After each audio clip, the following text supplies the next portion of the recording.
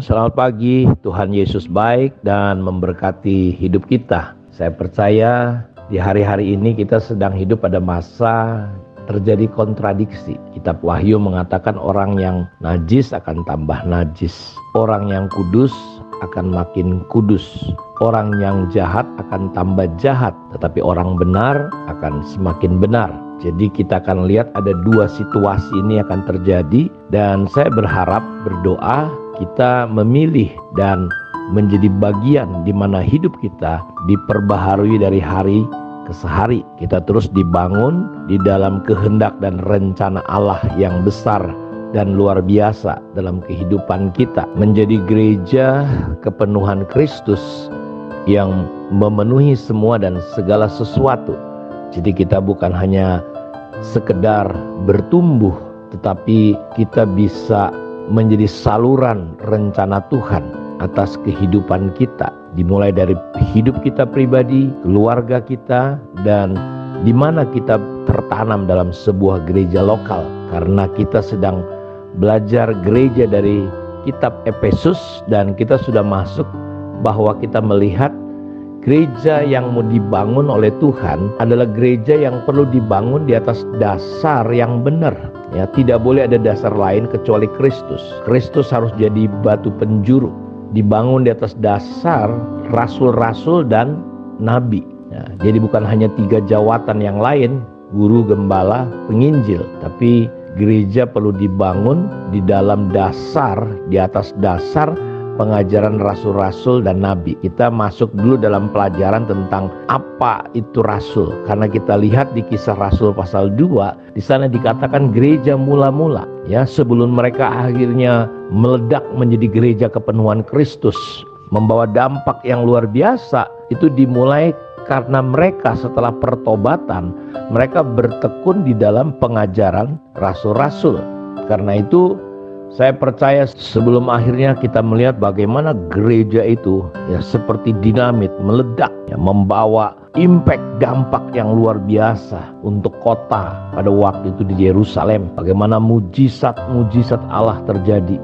Bagaimana kita melihat peristiwa malaikat membuka pintu penjara untuk Petrus. Dan kita melihat sebelumnya bahwa gereja mula-mula mereka hidup bertekun katanya di dalam pengajaran rasul-rasul. Karena itu saya percaya sebuah transformasi, sebuah kebangkitan itu, kebangkitan yang besar terjadi kapan? Ketika kita, ini orang-orang Kristen, ya, mau belajar mengalami yang namanya perubahan paradigma, transformasi. Saya percaya bahwa transformasi datang ketika ada impartasi dan pewahyuan dari Allah. Saudara, kita perlu terpanggil untuk mengalami terobosan perubahan demi perubahan, transformasi demi transformasi. Kenapa? Karena di Efesus itu dikatakan pasal 5 bahwa Tuhan ingin menempatkan gerejanya yang tidak bercacat dan berkerut. Cacat bicara tentang bekas luka, kerut bicara tentang proses penuaan. Karena itu kita perlu memberi diri kita hari-hari ini untuk mau diperbaharui, dibawa sesuai dengan konsep Tuhan. Jadi kalau kita ingin mengalami terobosan ini, kita perlu mengalami yang namanya transformasi sampai kita menjadi seperti Kristus. Kita tidak lagi menjadi orang asing. Saudara ada di gereja tapi menjadi pengganggu. Saudara ada di gereja bukan menjadi orang yang membangun, tapi terkadang banyak orang di gereja dia banyak merepet, banyak mengeluh, banyak menyalahkan. Orang kecil, orang kerdil, orang yang gak pernah maju itu selalu sibuk dengan masalah dan persoalan, keluhan, selalu menyalahkan. Gak ada yang sempurna di mata dia, semua salah karena dia pakai kacamata hitam. Ya, karena itu kita jangan sampai di gereja menjadi orang asing seperti yang dikatakan dalam kitab Efesus 2 ayat 19 sampai 22. Kamu bukan lagi orang asing, para oikos di luar rumah. Ya. Kita kadang-kala ada di dalam gereja tapi spirit kita, spirit orang asing, spirit pendatang. Saudara harus menjadi kawanan, ya, kawanan domba Allah, kawan sewarga dari orang-orang kudus. Ingat, kalau kita lihat, ya, iblis itu selalu menyerang yang namanya komunitas, kawanan. Paulus ingetin kepada para pemimpin di Efesus pada waktu itu sebelum dia pergi meninggalkan jemaat yang dilayaninya. Ketika aku keluar dari kamu, akan muncul dari dalam, dari antara kamu. Karena itu saudara hati-hati. Jangan sampai saudara menjadi pribadi yang memiliki spirit yang asing, spirit pendatang. Spirit yang di dalamnya justru serigala-serigala. Itu bisa diri kita, ego kita. Ya. Dan apa yang dilakukan? Dari antara kamu akan muncul guru-guru palsu. Serigala-serigala yang ganas yang akan menyerang yang namanya kawanan. Akan mencerai-beraikan. Karena itu Yesus tegas berkata, orang yang mencerai-beraikan itu lawan. Ya, walaupun dia satu komunitas, kalau kerjanya hanya memprovokasi, memecah belah di dalam gereja, saudaraku, ya, ingat Tuhan mengasihi gerejanya, dia sudah mati untuk itu. Orang yang mencerai-beraikan itu lawan, orang yang mengumpulkan itu teman. Ya, karena itu kita nggak boleh jadi orang asing atau pendatang. Kita adalah kawan sewarga, kawanan, dan ini yang diserang. Dan doa Yesus, biarlah kita ini semua gereja menjadi satu, saling menolong, saling mengasihi. Gak penting gereja apa, organisasi apa yang kita bangun, tapi biarlah banyak jiwa-jiwa dimenangkan. Ya, kita harusnya mancing di laut, menjangkar di laut, kita menangkap ikan di laut, bukan di kolam. Apalagi akuariumnya dipindahkan sekalian. Ini sekarang lagi zaman yang luar biasa dunia gereja hari ini saya melihatnya. Dan gak kebetulan kalau saya sedang menyampaikan gereja dalam konteks gereja Efesus ini, di mana gereja perlu dibangun di atas dasar para rasul dan nabi dan Yesus sebagai batu penjuru. Ya, kita sebagai kawan sewarga dari orang-orang kudus dan anggota-anggota keluarga Allah yang dibangun di atas dasar para rasul dan para nabi dengan Kristus sebagai batu penjuru. Di dalam Dia, lihat, setelah dibangun dalam konsep ini, di dalam Dialah baru tumbuh seluruh bangunan rapi tersusun, gak kacau balau, saudara-saudaraku. Banyak orang pengen pelayanan, ya, tapi gak mau terikat. Ya, oh, ada mau bikin kegerakan revival. Ya, ayam itu kalau kepotong, saudara-saudaraku, gerakannya lebih hebat loh dari ayam yang normal. Kadang-kala kita nggak sadar, kita sedang masuk dalam tipu daya iblis. Di dalam Dia baru akan muncul ayat ini. Dalam Dia tumbuh seluruh bangunan rapi tersusun menjadi bait Allah yang kudus. Di dalam Tuhan, di dalam Dia kamu juga ikut dibangunkan menjadi kediaman Allah di dalam Roh. Jadi seluruh bangunan tersusun rapi menjadi satu. Bangunan yang kudus. Jadi kalau saudara perhatikan di sini, kita menemukan satu prinsip kesatuan. Kita umat kudus. Kita terus bertumbuh, bersatu, rapi, tersusun menjadi umat Allah yang utuh. Jadi tidak mungkin kita bekerja sendiri. Kita membutuhkan satu dengan yang lain.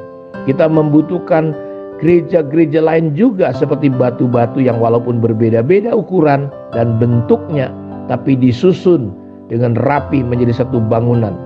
Jadi saudara harus mengerti, walaupun kita berbeda, kita ngerti fungsi kita. Jadi bukan jabatan-jabatan yang kita kejar, tapi kita berfungsi. Saya mengajarkan bahwa panggilan tertinggi kita adalah menjadi seperti Kristus dan menolong orang lain untuk bertumbuh seperti Kristus. Dan mereka melakukan yang sama. Jadi bukan gereja hanya sekedar saudara-saudaraku gereja yang seperti yang kita lihat sekarang, tapi dibangun di atas dasar rasul dan nabi. Di Efesus 4 ayat 11-12, Dia yang memberikan rasul maupun nabi-nabi, baik pemberita-pemberita Injil maupun gembala-gembala dan pengajar-pengajar, untuk melengkapi kita.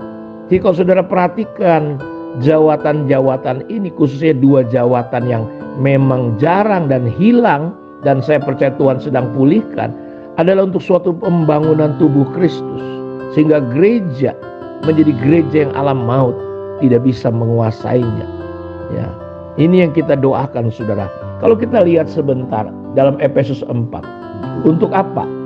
Dan gereja yang dibangun di atas dasar rasul dan nabi dan 5 jawatan ini bekerja, kita yang pertama akan mencapai pada kesatuan iman. Ya, kita punya pemahaman iman yang benar, yang sama. Saudara lihat hari ini seperti apa gereja. Hanya masalah nama Yahweh, Hamasia, bahkan sekarang ada pengajaran yang berkata bahwa kalau siapa menyebut nama Yesus terkutuk, gak didengar doanya. Saya punya teman saudara, ya, sekarang dia jadi pendeta, teman saya Pak Estra Kunarats. Dia satu hari karena papahnya bekerjanya adalah air baterai itu di rumahnya dia menghirup, sehingga satu hari dia mengalami kerusakan paru-paru yang parah, keluar darah tiap hari dari hidung, dari kuping, dari mulut. Ya, dia dengan latar belakang bukan orang Kristen. Dewanya banyak sekali jutaan katanya. Ketika dia mengalami sakit itu dia berdoa dan dia nggak sembuh-sembuh. Dia coba semua agama dan nggak sembuh juga. Tapi satu hari dia bahkan dia tidak berdoa pakai nama Yehova, Yahweh, Hamasia. Dia cuma berdoa begini, Tuhannya orang Kristen, kalau benar kau ada, sembuhkan aku. Saudara, besok paginya dia tertidur enak malam itu. Besok paginya tidak ada satu darah pun, tetes darah pun di tempat tidurnya seperti yang biasa-biasa. Kita lihat. Saudara, jangan pikir Tuhan itu seperti kayak saudara. Jangan batasi Tuhan lah dengan kepintaran dan otak kita, seolah-olah Tuhan gak ngerti siapa yang dituju. Karena itu kita diperlengkapi, dan ini kita butuh. Kenapa kita butuh dibangun gereja di atas dasar rasul dan nabi? Supaya kita bisa sampai pada kesatuan iman. Iman yang teguh, iman yang dibangun di atas dasar Yesus Kristus. Iman yang adalah dasar dari segala sesuatu yang kita harapkan, bukti dari segala sesuatu yang tidak kita lihat. Iman yang membuat kita bisa mengerti hal-hal yang tidak kelihatan itu. Yang kelihatan berasal dari yang tidak kelihatan. Kita perlu bertumbuh dengan pengertian ini. Kita perlu naik pada tingkat pengetahuan yang benar tentang anak Allah. Dan karena waktu, kiranya Tuhan memberkati kita.